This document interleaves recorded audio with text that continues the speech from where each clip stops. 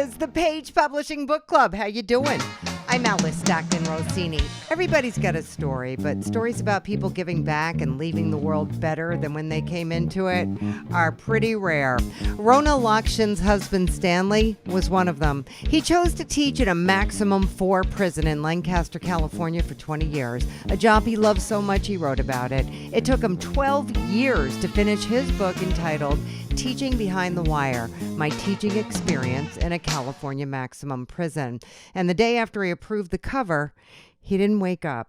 He died of a massive heart attack, and his wife Rona is here to share his story. He found his passion when he started working in the prison, and he was on every committee you could possibly think of for the prisoners, for his boys, is how he called it. His favorite expression was, they're there because they did a crime. They know they did the crime. They don't need to be reminded about it every 10 minutes, nor do they need to be praised because they did a crime.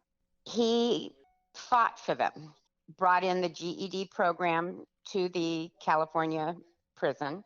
He's the one who got the cap and gowns. He's the one who made sure that everyone passed the GED.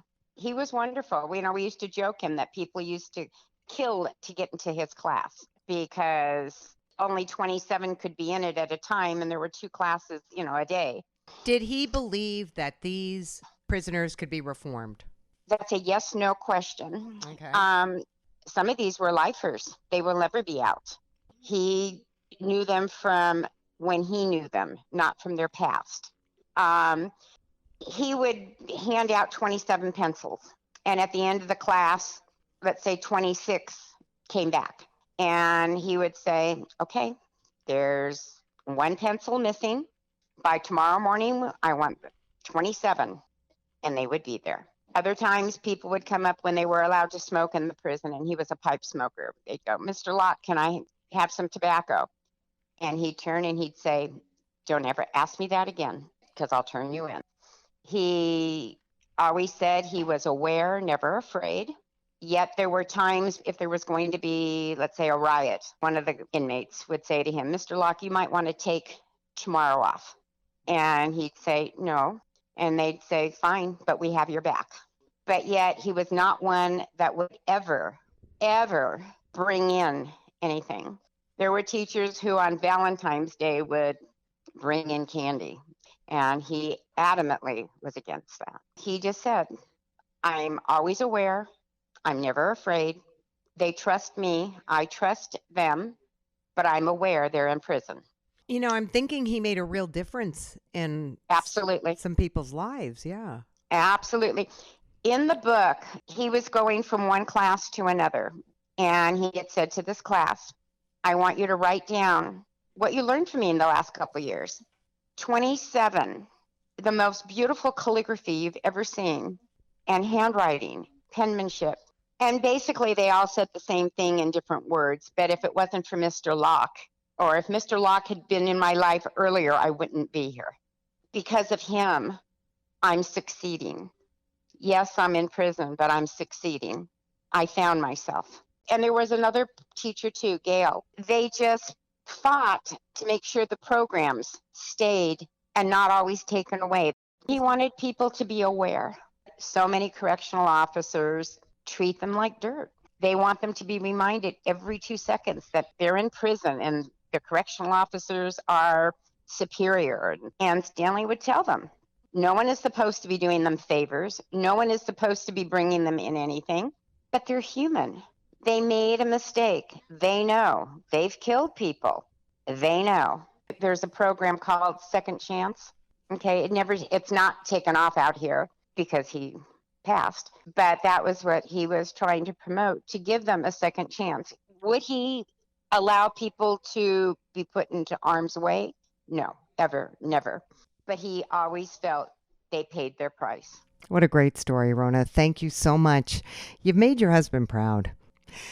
Almost a year after Lucretia Havlavity retired in Little Ferry, New Jersey, she published her first book entitled Sophia's Special Surprise, inspired by one of the most precious little people in her life. My granddaughter, my second granddaughter, was born with Down syndrome. Okay. And she was playing with a little boy, and he didn't understand why she looked different. He wanted to know why she looked so funny. And instead of the mom and dad explaining it to him, they kind of giggled, and it kind of like upset me. So I thought I needed to write something. My granddaughter Sophie is older than Isabella. Isabella is the one with Down syndrome. And it explains to Sophia what Down syndrome is in a way that a kid would understand it. Tried to like put it like we were making a cake. And I said, remember when Grandma added a cup of sugar too much, what happened? And she said, yeah, it went flat. And I said, right, that's because something extra was added that wasn't supposed to be in the recipe. You know, and I explained to her that in people we have a recipe and it's chromosome. And when you have an extra chromosome, you get the same reaction. It's different. Like your dad still loved the cake, we still love Isabella. The story goes, Sophia's always wanted a pony. And her mom and dad had told her that she was getting a special surprise. So she thought, oh, my God. She usually like, Grandma, I'm getting a special surprise. I know it's a pony. I know it's a pony. And when she finally found out it was a baby sister and she had Down syndrome, she was like, but what about my pony? She said to her mother and father, we already have 2 girls. Why can't we get the pony? Now there's 4 little girls. I read it to them. And they were like, Grandma, is that really us? I said, yeah. I said, it's you. You wanted the pony. Remember, you always wanted to name him Marshmallow. She goes, yeah, oh. They were like so excited because they were in the book and Isabella's pictures on the back. And I put it in a drawer because it was just something I just wrote for them because, like I said, I was so choked up with the little boy playing with her and that reaction. And I didn't think anything of it. And then my husband, he kept saying to me, you should publish it, you should publish it. And I said, no, I just wrote it for the girls. And he sent it into Page Publishing. And that's how it got published. So now what's next? I did a book signing here. It was about 50 people. I've been going to different handicapped schools, and I donate books, and I've been doing readings, and I did 3 in Arizona.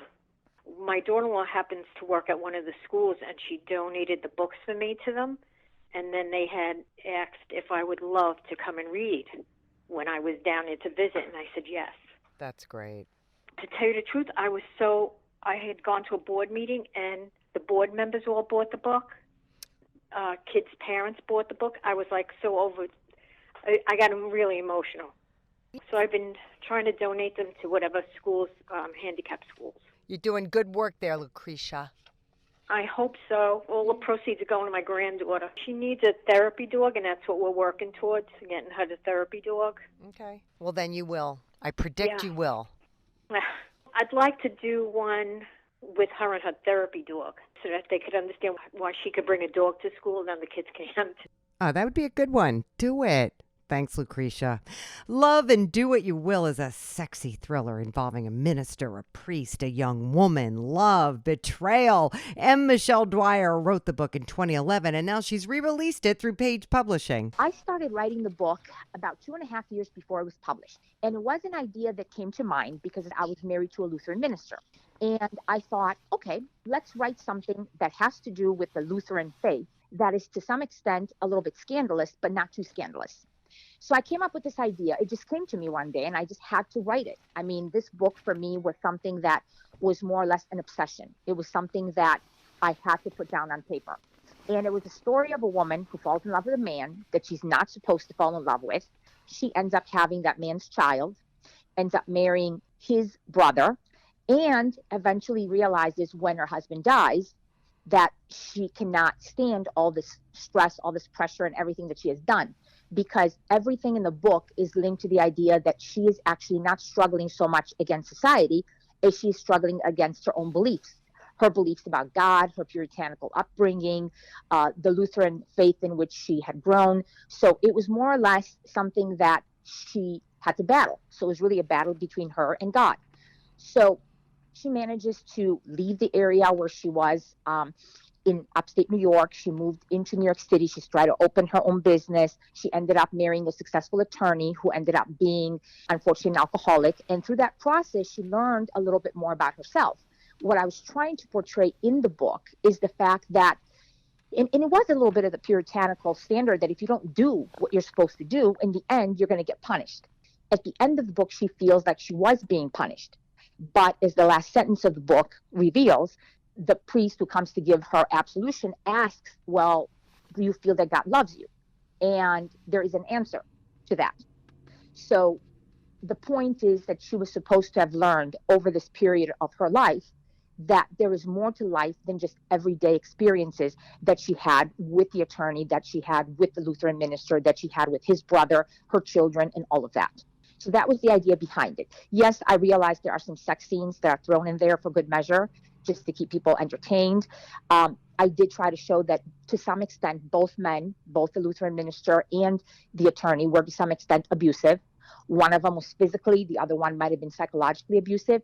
And that was really the reality behind the book. There seems to be some blackmail here, and Yes, her lawyer husband gets wrapped up in politics, and correct. there's many layers to this story. Yes, yes. And I wanted to delve into that because I felt that the book needed to have enough to attract all kinds of people to read it. But it's intended for people who like a thriller, but also like romance. And at the same time, it was the type of book. I read a lot of John Grisham and a lot of Sidney Sheldon when I was growing up. And I felt that I wanted to have something that was a page turner. So the whole thing about blackmail and Richard's wife, it's all tied to that. To make the book more juicy, to keep everybody involved, and to bring in all these different aspects of everyday life that could happen. I have done some book signings. I have another one coming up on May the 5th. I have done another one at Apple Tree Books, which is also here in the greater Cleveland area. I've tried to have a presence at local libraries.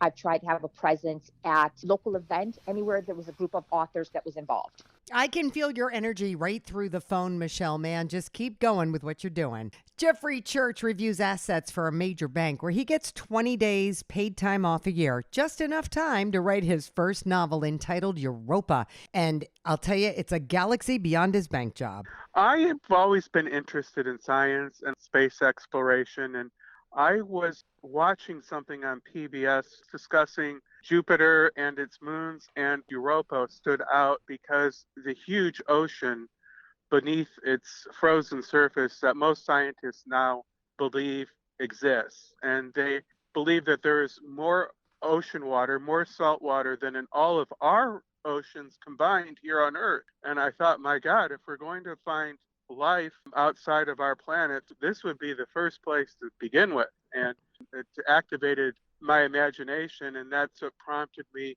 to write a science fiction novel. But this is a different type of science fiction. I call this genre science fiction realism, what I believe could actually be out there in the not too distant future. So I read up on it, and everything in my novel regarding the ocean, the geysers that it has, its atmosphere, its temperature, its conditions, was based on reading, real science. I thought, my God, this is worth a story. I do know for a fact from my research that Europa is very much on the radar screen of NASA. They're planning on sending future probes there in the not too distant future. It's called the Europa Clipper Project. It's being managed by the JPL here in Pasadena, which isn't too far from where I live. In a few short years from now, a probe and a lander is going to explore Europa. And my book starts off with the confirmation that there is, in fact, an ocean underneath the surface of Europa. And it starts off here on Earth at JPL, and a mission has been approved at the highest levels of our government to send a submarine below the surface to explore the ocean to see if they can find life. The year is 2068, and we already have a base on Europa, but it's on the surface. The purpose of this mission is to drill below and get into that ocean and to see what's there, and then the adventure goes on from there. So is this an adventure like we're following Jacques Cousteau and what he discovers? Yes, it's quite like that. It could also be compared to like a Jules Verne, 20,000 Leagues Below the Sea. And another inspiration, a movie made in the 1960s starring Raquel Welch, it's a Fantastic Voyage. They deploy a submarine inside a human body. And that's kind of what Europa looks like to me below the surface. Just a fascinating world with strange creatures and colors, fraught with danger. Probably the biggest is it gets a huge amount of radiation from Jupiter. And that impacts a lot of what they can do outside. And it does cause some problems. They have to have sufficient protections and coverings on their spacesuits when they go outside onto the surface to shield them from the huge amount of radiation. Another big obstacle, of course, is the time that it takes to get there. Right now, it takes about 4 or 5 years, but in my time frame, it's speeded up to a few months because of, advances in technology. And it's very cold. It's very far away from the sun. And the average temperature is about 250 degrees below zero. Oh. So I deal with all of those issues. For the past couple months, I've been visiting Barnes and Noble stores in my area. And I walk into the store and say, hi, I'm a local author. I'm recently published. We're on Barnes and Noble online. Do you have a lot of science fiction readers in your store? Would you be interested in carrying my book? And they almost always say yes. And also, I've been using social media too as a platform for promoting the book. All right, Jeffrey, great imagination you got there. All right, we got to take a quick break, but we're coming right back. This is the Page Publishing Book Club. Attention all authors. Page Publishing is looking for authors. Have you written a book and want to get it published? Page Publishing will get your book into bookstores and for sale online at Amazon, Apple iTunes, and other outlets. They handle all aspects of the publishing process for you: printing, cover art, publicity, copyright, and editing. Call 800-204-6099 now for your free author submission kit. That's 800-204-6099 for your free author submission kit. All right, we're back on the Page Publishing Book Club. I'm Alice Stockton Rossini. Jim Lee was a news director for an NPR radio station. He taught college theater, English, communications. He's been an actor, screenwriter. Now he's writing full-time in New Mexico. Brotherhood of the Streets is his second novel for Page. It's based on composites of people, and sometimes actual real people, that I knew in Los Angeles back in the early 70s. And on the streets of the barrio, it's about two young fellas, about 17 years old, and they don't fit in there. But one of them has a Hispanic look because he's a Native American, and sometimes they look quite similar. But he doesn't have the Spanish language or the culture to go with it, so he's an outcast. And the other fellow's a transplanted Puerto Rican kid. He happens to be black, but he has a Spanish culture, but he doesn't have the right look. So the two of them are thrown together, and there's some pretty nasty cops that they have to deal with, and some good cops they have to deal with. And it's how they decide to go with their lives. And so it's the era of Vietnam, and the whole idea is be all that you can be without losing the best you can be. It's about, existential validity. It doesn't matter what you come from. It does matter where you go. That's what it's all about. One of these kids he's motivated by hope, and the other one's motivated by hate. Okay. And coming from essentially the same experience is how they react to it. And there's a crooked cop that won't leave them alone, and there's another cop that thinks he sees something that could be salvaged in them. One of them ends up being a cop, and the other one ends up being a hitman. Coming from the same place, that's where they go. I think it's being all that you can be without losing the best you can be. And this is my second novel that Page has done, and I just finished the third. And each one is different. Each one is in a totally different genre. I've done some book signings, and various groups like Rotary, and I'm in Kiwanis, and I'm a Mason and all that. And they asked me to give presentations and like that, but it's in a very limited area. I have to branch out into the bigger cities. Well, I mean, it's always good to start where you are, and you were a professor. I'm sure you have relationships with schools that you taught at, and there's plenty of college students out there who want to be authors and don't know the first thing. They have an idea. They don't know how to get started. I would think you'd be a great resource for a young writer. Oh, I would love to mentor some of these young people. I mean, that's what I did for so many years. Right. And I would really enjoy doing that. Right. Maybe I'll go back to teaching again at my age. There you go. Why not? Everything Paul Hill Juarez has done in his life has inspired him to write, from heading up a bilingual program for elementary school students in California to teaching history and traveling the world. But it was his mom who inspired his book of Sunshine and Solitude.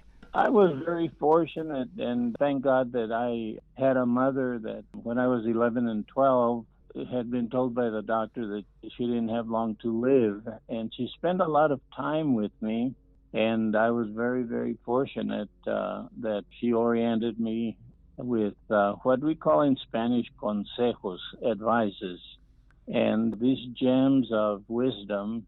At first, I didn't understand why she was spending so much time with me. I loved it because, you're getting all that attention. But in later stages, I realized that she was preparing me for the inevitable hard knocks of life that everyone has to go through. And so I kind of thought of the book as dealing with joys and sorrows. That's why the title, Sunshine and Solitude, has a bipolar meaning, and I actually thought of it in Spanish at first. De sol a soledad y soledad, and sunshine and solitude, because I think that life itself is a series of the dualism of joy and sorrow, which we have experienced in our yesterdays and are about to experience in the present reality. It's inevitable. Everybody goes through that. But I try in my writing to give the positive. And I don't know, it's been my experience that when we give help and support to our fellow human beings with a compassionate and loving heart, we inevitably also help ourselves in the process. It's unavoidable. The book of Sunshine and Solitude includes a major short story, a family story about Santiago, that's the gentleman's name, who is blind and yet is an inspiring and very good person. The setting is in Spain and Mexico and reflects the rich cultural heritage that both countries have for a strong family unit. And the book also includes 5 short stories, and the reader will learn a few basic Spanish phrases because I've inserted those in there, and they can become familiar with some of the interesting cultural traditions, like Dia de los Muertos, which means the Day of the Dead, which is an interesting perspective that's very different from the perspective here of death and how to celebrate it and honor those that are departed but yet play a vital role in our daily lives. Although they're departed, they leave a lot of beautiful examples of, as my mother did, of the love that they impart to us that has an everlasting impact on us and for which we have to be extremely grateful. Oh, that's beautiful, Paul. What a great tribute to your mom. Thank you. Elizabeth Roberts McGee spent most of her life putting in flooring for her dad's business outside of New Orleans and writing. Her book, Letters from Hell, Confessions of an Addict, is the rest of her story. It's actually about drug addiction. It's a short autobiography, but it's very blunt. I don't hold back in it. And all the poems that are in it were written in the depths of, pain. And that's why a lot of drug addicts even become addicts, is there's something in their life that it just really hurts, or something they want to forget, or maybe somebody they want to forget. I've been clean for about 10 years, and I've gotten over the draw of wanting to go back. And I've met a lot of good people that were addicts, a lot of people that just fell into it, and a lot of people think drug addicts are nothing but bums. Drugs do define you to most people. If you're a drug addict, that's, to most people, they overlook anything else you've done in the past or are going to do in the future. It's more of being tainted. They don't think of it as an actual disease. Starting a book is the hardest part, I realized. The meat of it and the ending of it's not that hard. It's where you start. And so that was real hard for me. So actually I started back and I told the biggest reason why I became an addict, and later in life I got the PTSD. And I was an addict. I was one of those that I would do anything. I didn't have a specialty or a favorite. I liked it all. I was molested as far back as I can remember. My mother was married 10 times over my life. Yes, ma'am. And a lot of times when you let a strange man into your home, it does happen. It happens a lot. It took me a long time to get over that. And I still think about it at times, and I'm 45 years old. Did you go to your mom and she didn't believe you? Exactly. Oh. Exactly. Because, like I said, he was a pillar of the community. He had been a policeman, and, he upstanding man, and he was at home making my life miserable. Oh, boy. I used to lay in bed at night when I was a kid, and I would watch the light. You know how a little bit of light would come underneath the door of your, room you're in? Right. And I would wait to see his shadow, and I'd fall asleep that way, just waiting. I have a lot of poetry in it. It's about half and half. It's half of a confession, my story, and then the other half is poetry. But I wanted to let people know, especially the ones that are in addiction. A lot of people can't even see themselves clean anymore. If you can just lift your eyes up enough to see yourself clean again, you can get there. Rehab is not going to do anybody any good until that person that's an addict decides they want to be something better. They have to want it to change. I want people to give drug addicts the benefit of the doubt. I guess my message is this. Love can change a person. Tough love can really change someone. You don't have to love them and let them live in your house or love them and trust them. That's not it. Don't give up on that person, because if you give up on that person, they'll give up on themselves. Man, that's so true, Elizabeth, and you're proof of someone who never gave up. All right, thank you so much. Authors, time to sign off. Thanks for being here, sharing your stories, proving this writing a book thing can be done. Yes, it can. If you missed anything on this edition of the Page Publishing Book Club, or you want to share the show, just go to 710WOR.com and download the podcast. I'll catch you next time. I'm Alice Stockton Rossini.